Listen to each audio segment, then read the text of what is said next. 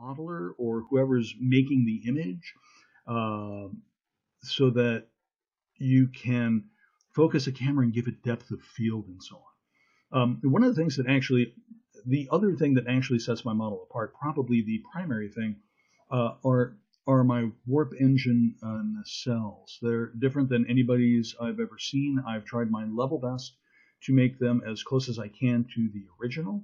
The original was done with multiple lights, at least a minimum of 10. I'm starting to believe that there were more. I think if I was to ask Gary Kerr, he'd probably tell me exactly how many lights there were. But by going back and studying reference shots from episodes like Elan of Troyos and one beautiful shot in Metamorphosis, I put together my own warp engine lights. I've sequenced them and timed them. I'm not entirely happy with them, but I think that they're better than almost anything else I've seen.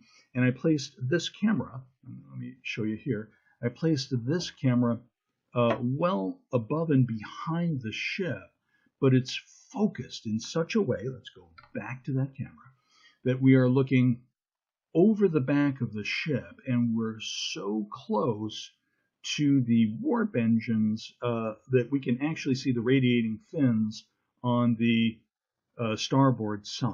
Hang on one second. Okay, this is a folder where I keep a lot of my reference images, and I went and I grabbed this because this is pretty much the shot I was trying to duplicate. And with the original series, they used to have a fairly static shot of stars in the background. And you would, I think they filmed it on an Oxford animation stand, and they would get slowly closer to those that star image, or slowly pull away. And then on top of that, they would animate much faster moving stars, the big white, red, and occasionally blue stars that you see fly past the screen. But just for your information, this image, hello Clyde, that's my cat.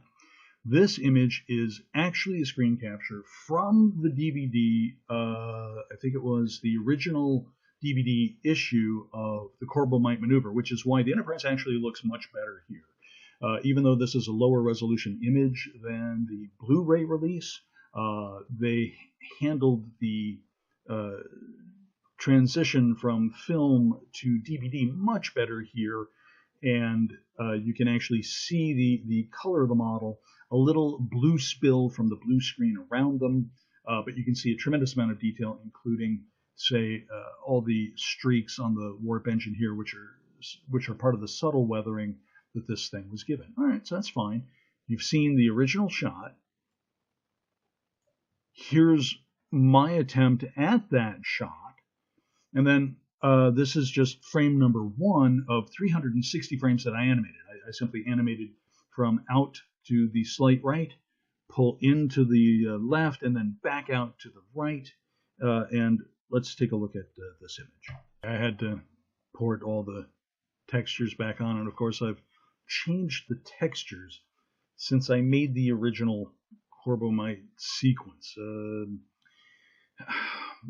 I'm using something here. As a matter of fact, you can actually see it over on the right-hand side called Filmic. This is the Filmic rendering system. Filmic color management system that can be used with Blender. And before that, I was using just Cycles. And when I was using just Cycles, Cycles did not pick up on really subtle shades in texturing. As a matter of fact, my shot in the sequence I most recently released that shows the Enterprise from down below slowly moving and the stars moving in back of it, and it just moves from like the left center of the screen to the center of the screen. That shot shows you what the ship used to look like, even with these really pronounced textures, because Cycles really tone down the difference in textures.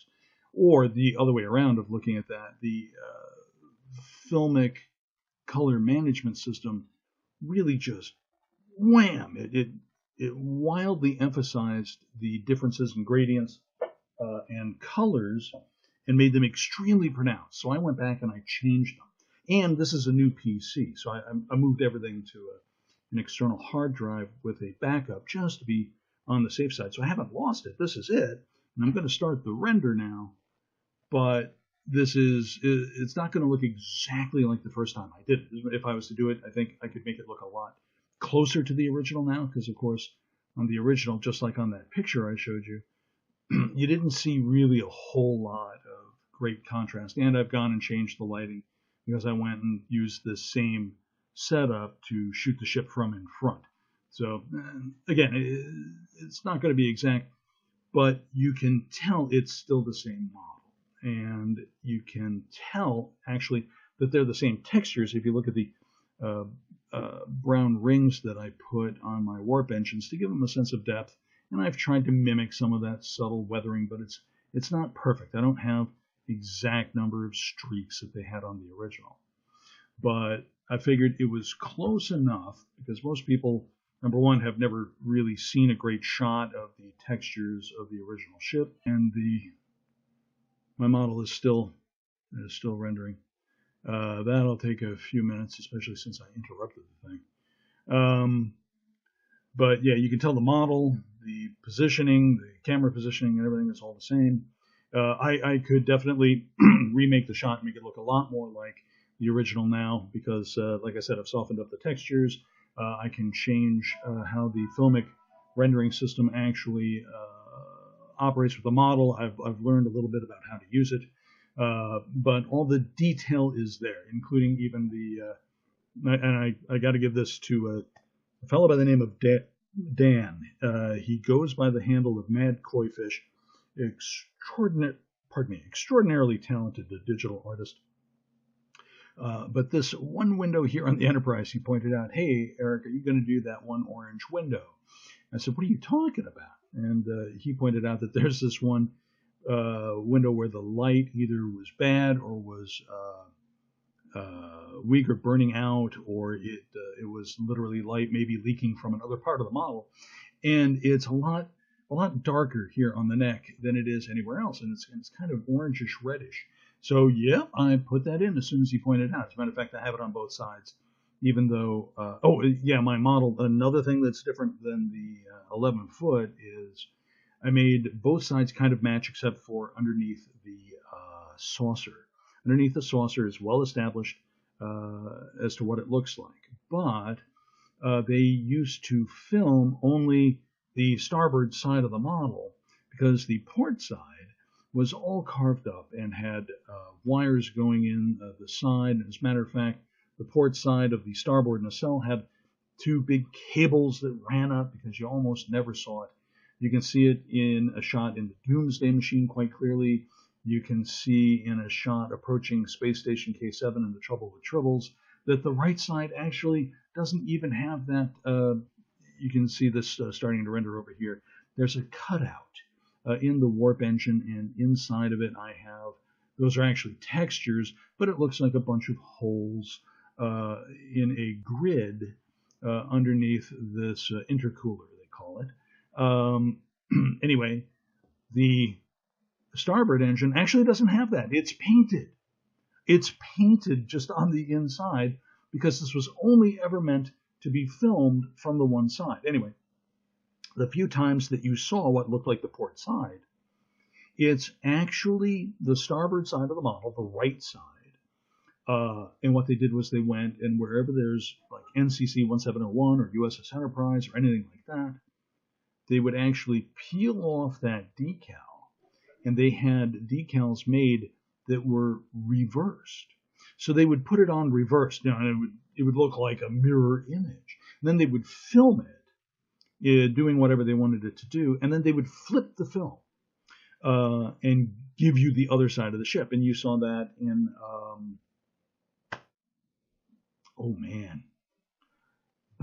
first Mirror Mirror was one episode that you saw that, the Enterprise famously going left, right, left, right, left, right as they jump to the alternate universe. But I'm thinking of another one, Shore Leave. Shore Leave absolutely got one of the most gorgeous shots of the Enterprise. but it's going from the right to the left as it orbits the planet, and it's really blue. The blue spill from the blue screen, I don't think was enough to account for that. I think that was actually a blue gel being projected on the model. They used to do that. They had an idea, at least during the first season, that when the Enterprise was visiting a different star, that of course that star would probably not be the same color as our sun. So they would throw lighted gels on it with the idea that every week they'd throw a different colored gel on the ship when they did effects, and that would give you a clue that they were somewhere else in the galaxy. But of course, the state of special effects back then, they couldn't turn them out all that quickly, and it was extraordinarily expensive. I mean, I've heard a lot of people comment that Star Trek looks cheesy, or that the special effects are bad, or that the sets are dated, and so on.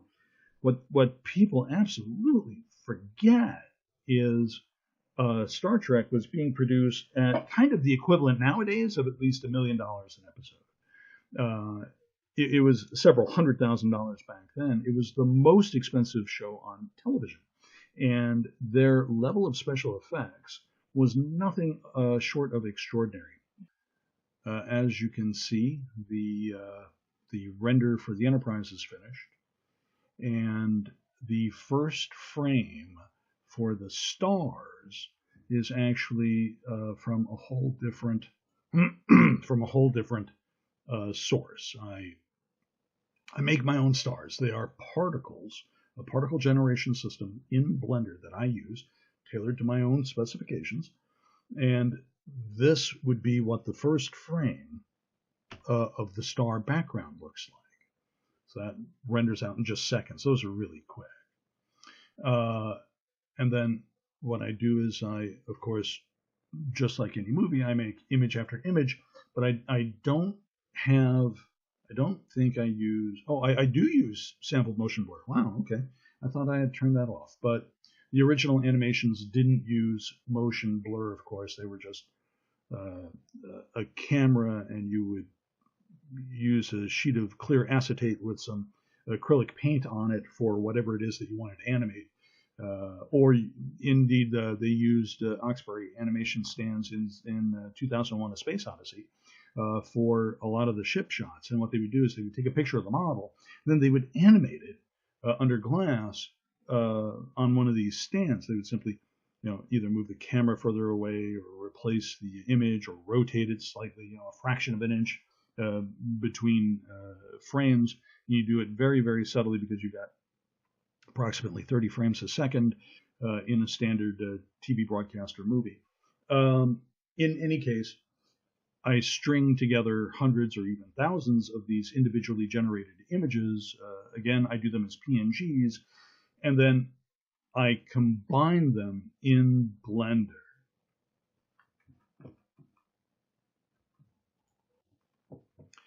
Okay, here is actually the file that I used when I mixed that shot from the Corbomite maneuver. I had rendered out the Enterprise, getting closer to it and moving away, about 360 frames. Actually, I think exactly 360 frames. Yes. And then I rendered out 360 frames of Balak's ship, the pilot ship, which was just a collection of like 5 spheres that I gave a slight thickness to, and then I created a mixed shader of glass and plastic, like a translucent. And I fiddled with that until I got something that I liked.